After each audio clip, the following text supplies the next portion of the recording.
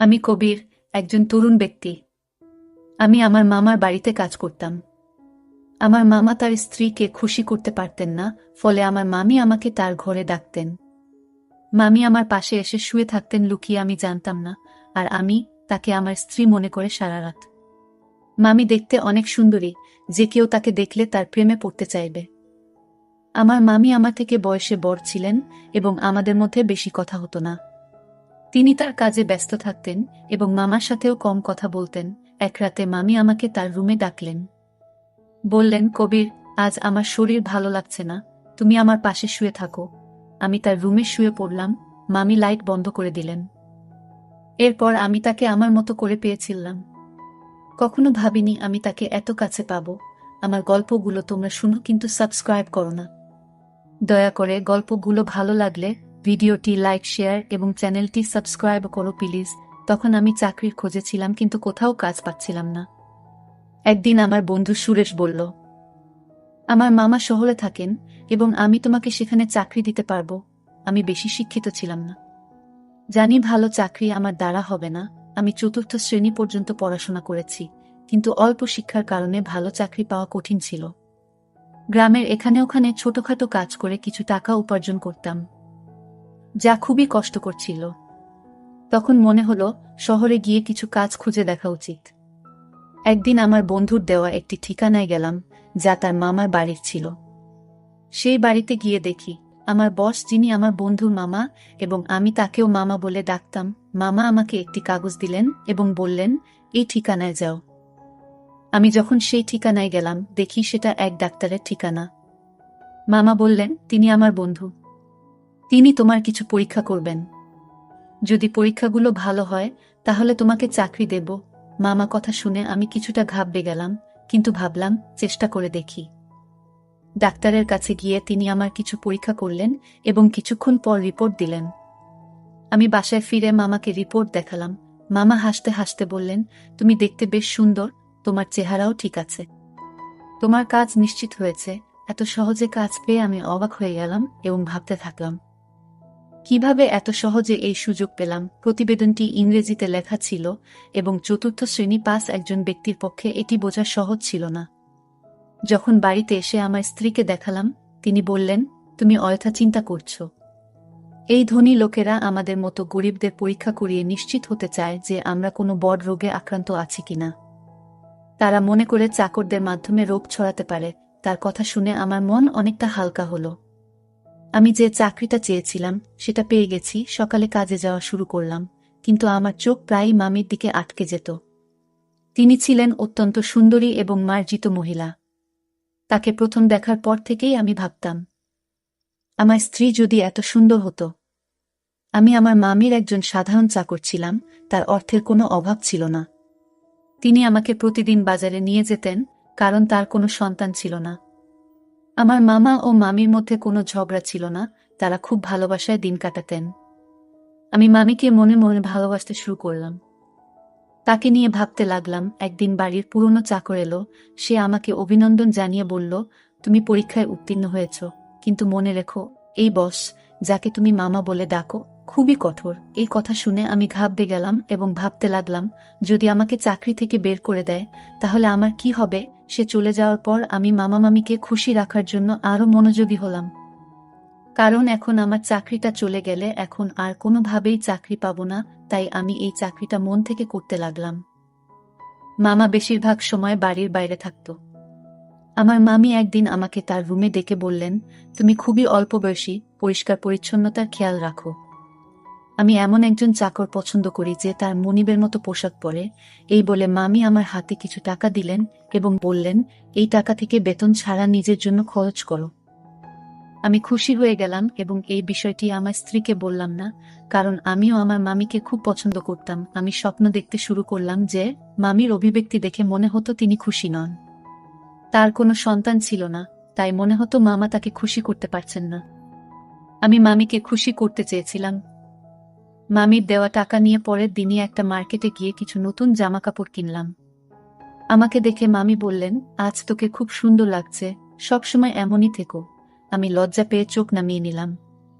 আসলে আমার বিয়ে হয়েছে মাত্র 3 বছর, কিন্তু আমার স্ত্রী মামির মতো সুন্দরী ছিলেন না। বিয়ের 2 বছর পরই আমাদের সন্তান নিউমোনিয়া হয় এবং সে পৃথিবী থেকে চলে যান। এরপর আমার স্ত্রী সারাক্ষণ দুঃখে কান্নাকাটি করত, কিন্তু আমি একজন পুরুষ এবং আমারও কিছু প্রয়োজন ছিল। আমি চাইতাম আমাদের আরেকটা সন্তান হোক, কিন্তু আমার স্ত্রী সন্তানের নাম শুনলেই বিরক্ত হয়ে যেতেন। তিনি সবসময় আমার থেকে দূরে থাকতেন। আমার মামিকে দেখে আমার মনোভাব বদলাতে শুরু করেছিল। মামা মামির বিয়ে হয়েছে 1 বছর হয়ে গেছে, কিন্তু তাদের কোনো সন্তান নেই। মামা সবসময় তার ব্যবসায় ব্যস্ত থাকতেন, আর মামি ফ্যাশন ও পার্টিতে মগ্ন থাকতেন। আমার মামিকে দেখে মনে হতো তিনি আমাকে পছন্দ করতে শুরু করেছেন। আমি প্রায় সিনেমা এবং নাটকে প্রেমের কাহিনী দেখতাম এবং কল্পনা করতাম। মামি আমার কাছে এসে বলবেন, আমি তোমার প্রেমে পড়েছি। এক রাতে যখন আমি ঘুমাচ্ছিলাম, মনে হলো আমার পাশে কেউ আছে। মামি ছিলেন খুবই সুন্দরী এবং তার দেহ আকর্ষণীয় ছিল। আমার স্ত্রী আমাদের সন্তান হারানোর দুঃখে নিজের শরীরকে অবহেলা করেছিলেন। কোনো যত্ন নিত না, তাই সে শুকিয়ে কাঠ হয়ে গেছে। আমার মতো একজন গরিব মানুষ যখন ভাবতাম আমি কি করে চাকরের মতো জীবন কাটাবো, তখন মামিকে আমার স্ত্রী ভেবে সারা রাত উপভোগ করতাম। মামি আমার দিকে তাকিয়ে মৃদু হাসতেন। আমি আমার মামির সান্নিধ্য উপভোগ করতে শুরু করলাম। কাজ করার সময় মামি আমাকে ডেকেই যে কোনো কাজ দিতেন, আর আমি তা সঠিকভাবে করে দিতাম যেন কোনো অভিযোগের সুযোগ না থাকে।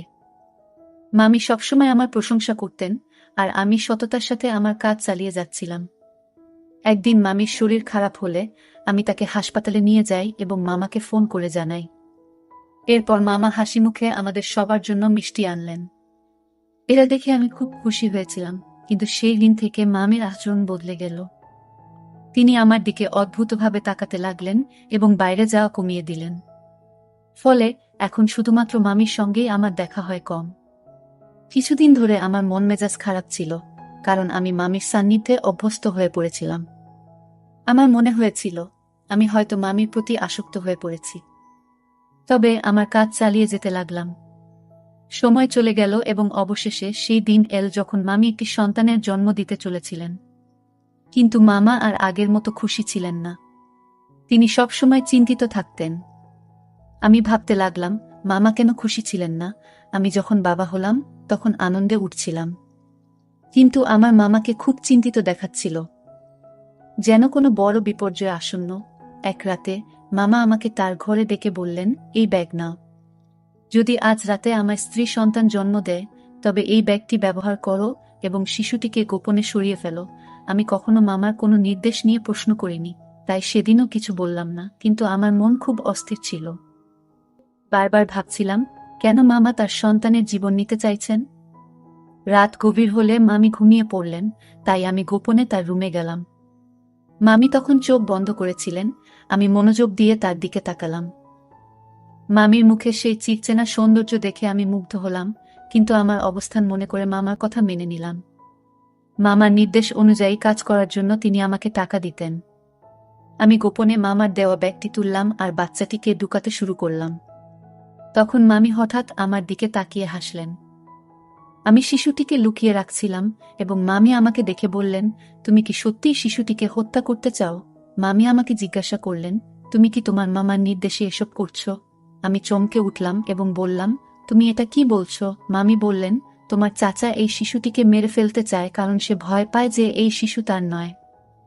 তার কথা শুনে আমি স্তব্ধ হয়ে গেলাম। আমি অবাক হয়ে ভাবতে লাগলাম, এত কিছুর পরও এটা কিভাবে সম্ভব?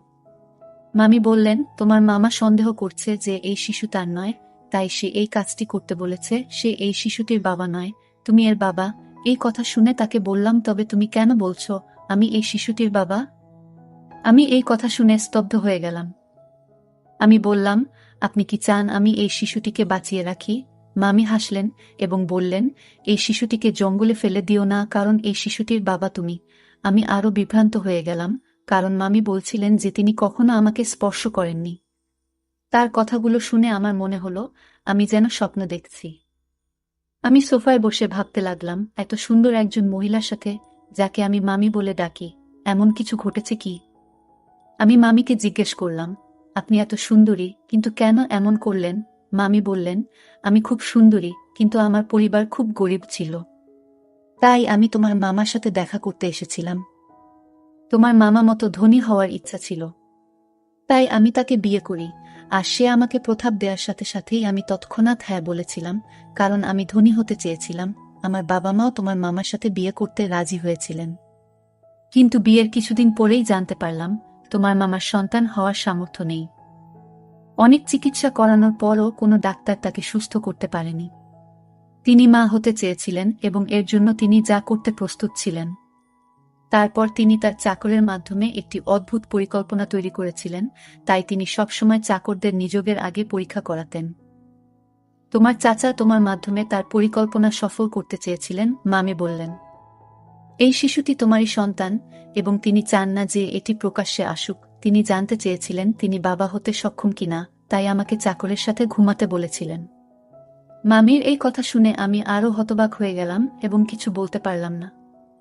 তিনি বলতে লাগলেন, তোমার মামা আমার জন্য অনেক চাকর নিয়োগ করেছিলেন, কিন্তু আমি যাকে ভালোবাসার যোগ্য মনে করতাম তাকেই গ্রহণ করতাম।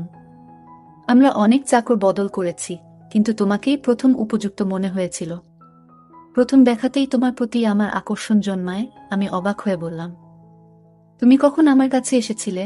মামি হাসলেন এবং বললেন, তোমার মামা এমন পরিকল্পনা করেছেন যে তুমি বুঝতেও পারোনি। তুমি মনে করতে তুমি তোমার স্ত্রীর সাথে আছো, কিন্তু আসলে আমি ছিলাম। তোমার মামা রাতের আধারে আমাকে তোমার রুমে পাঠাতেন এবং তোমার স্ত্রীকে অন্য ঘরে অজ্ঞান করে রেখে দিতেন। তিনি নিজেই পাহারা দিতেন যাতে কেউ সন্দেহ না করে। মামি বললেন, আমি প্রথমে বাধ্য হয়ে এসেছিলাম, কিন্তু পরে তোমার প্রতি আকৃষ্ট হতে শুরু করলাম। তোমার কাছ থেকে যে সুখ পাচ্ছিলাম তা তোমার মামা কখনোই দিতে পারতেন না। সেই কারণেই আমি নিজেও তোমার প্রতি দুর্বল হয়ে পড়েছিলাম। তোমার মামা যখন এই পরিকল্পনা চালিয়ে যেতে লাগলেন, আমি নিজে উপভোগ করতে শুরু করলাম। তিনি আমাকে তোমার কাছে বারবার পাঠাতে থাকলেন। তিনি আরও বললেন, আমি গর্ভবতী হলাম এবং তোমার মামা আমাকে ভোরের অন্ধকারে ঘরে ফিরিয়ে আনতেন যাতে কেউ কিছু বুঝতে না পারে। এভাবে তোমার মামা তার সন্তান হওয়ার আশা পূর্ণ করতে চেয়েছিলেন এবং আমি নিজেও অজান্তে সেই পরিকল্পনার অংশ হয়ে পড়েছিলাম। কিছুদিন পর সে তার পরিকল্পনায় সফল হয়েছিল। ডাক্তার আমাকে জানিয়েছিলেন যে আমি মা হতে চলেছি, যা তাকে অত্যন্ত খুশি করেছিল। আমি বিস্মিত হলাম যখন শুনলাম সে ডাক্তারের কাছে মিথ্যা বলেছে। কেউ কিভাবে তার বউকে এমনভাবে ব্যবহার করতে পারে? তারা দুজনেই আমাকে টাকা দিয়ে তাদের খেলনা বানিয়ে ফেলেছিল, যা আমার মোটেই ভালো লাগেনি। তখন আমার মামি তার কথাবার্তায় ব্যস্ত ছিলেন। আমি তখন বুঝতে পারিনি যে আমি কি ভাবছিলাম, তবে মামি আমাকে বলেছিলেন, তোমার মামার পরিকল্পনা ব্যর্থ হয়েছে যখন তার একটি ছেলে হয়েছিল, কিন্তু তিনি একজন উত্তরাধিকারী চেয়েছিলেন। সে তার বন্ধুকে নিয়ে অন্য দেশে পালিয়ে যায় আর আমাকে বলে, এখন আমার কোনো সম্পত্তি নেই, আমার সব ব্যবসা শেষ। সেই শিশুটিকে আর সে চায় না। আমি বলেছিলাম, আমি তোমার বউ দাসী নই, যাতে তোমার ইচ্ছে মতো চলি। আগে তুমি আমাকে একটা চাকরের সাথে ঘুমাতে বাধ্য করেছিলে যাতে সবাই জানতে না পারে তুমি বাবা হতে পারো না। আর এখন বলছো এই সন্তানের দরকার নেই। মনে রেখো, আমি তোমাকে তালাক দেব, কিন্তু শিশুটিকে মারতে দেব না। আমি বিশ্বাস করেছিলাম যে শিশুটিকে সে আর খারাপ বলবে না, সে তার সন্তানকে পুরোটা দেখাবে। কিন্তু আজ যখন সে বলল এই শিশুটিকে হত্যা করার পরিকল্পনা করেছে, তখন নিশ্চিত হলাম যে তার বুকের হৃদয় নেই, পাথরের মতো কঠিন। মামির এই কথা শুনে আমি তাকে গিয়ে বললাম, আমি এসব জানতাম না। যদি এটা অন্য কারোর বাচ্চা হতো, আমি জঙ্গলে ফেলে দিতাম না। আমি বললাম, এখন এসবের পরোয়া করি না। তুমি তার মা, তুমি নিজেই তার যত্ন নেবে। এ কথা বলে আমি চলে যেতে লাগলাম। তখন মামি আমাকে থামিয়ে বললেন, এটাও তোমার সন্তান, তুমি তার পিতা, তাই এর সুরক্ষার দায়িত্ব তোমারও সমান। আমি হাসি দিয়ে বললাম, এই সন্তান আমার, তাই তুমিও আমার স্ত্রী হয়েছ। এই কথা শুনে মামি মুচকি হেসে বললেন, ধন সম্পদের লোভে আমাকে অন্ধ করে দিয়েছে, তাই এমন একজন খারাপ লোককে বিয়ে করেছি যে তার সম্মান বাঁচানোর জন্য তার স্ত্রীকে চাকরের কাছে পাঠিয়েছে। আর যখন আমি তার সম্মান রক্ষা করেছি, সে আমার সন্তানের প্রাণ নিতে চেয়েছিল এবং বলেছিল যে এই শিশুটি হতভাগ্য। যখন ব্যবসা ব্যর্থ হয় এবং সমস্ত টাকা হারিয়ে যায়, তখন সে আমাদের সন্তানের প্রতি অখুশি হতে শুরু করে এবং শিশুটিকে জঙ্গলে ফেলে দেওয়ার সিদ্ধান্ত নেয়। এইসব জানার পরেও আমি এমন লোকের সাথে থাকতে চাই না। আমি মামুর দিকে তাকিয়ে জিজ্ঞেস করলাম, এই সন্তানের জন্য আপনি কি একজন নিজ চাকরের সাথে থাকবেন? মামি বললেন, আপনি গরিব হতে পারেন, কিন্তু আপনার মন অনেক বড়। তাই আমি আপনাকে বিয়ে করতে চাই, যাতে আমাদের সন্তান বেঁচে থাকে এবং ভালো জীবন পেতে পারে। মামি আমাকে জানালেন তিনি তার মামার থেকে ডিভোর্স পেয়েছেন এবং আমরা একই বাড়িতে সুখে থাকতে শুরু করি। মামি সেই বাড়িটি আগেই তার নামে পেয়েছিলেন। কিছুদিন পর যখন আমার স্ত্রী বিষয়টি জানতে পারেন, তিনি আমাকে ছেড়ে চিরকালের জন্য তার বাবা মায়ের বাড়িতে চলে যেতে চান এবং তালাকের প্রক্রিয়া শুরু করেন। কিন্তু মামি যখন পুরো ঘটনা আমার স্ত্রীকে জানালেন, আমি তাকে অনেক বুঝিয়ে শান্ত করি। অবশেষে আমি আমার দুই স্ত্রীর সাথেই সুখে সংসার করতে শুরু করি এবং আমরা সবাই মিলে সুখে থাকি। আজ আমি খুব খুশি, কারণ আমি জানতাম না যে আমার জীবন এত সুন্দর হবে। গল্পটা কেমন লাগলো জানাতে ভুলবে না। আরও মজার মজার রোমান্টিক গল্প শুনতে চাইলে ভিডিওটি লাইক, শেয়ার এবং চ্যানেলটি সাবস্ক্রাইব করতে এবং বেল আইকনটি ক্লিক করতে ভুলবে না। ধন্যবাদ।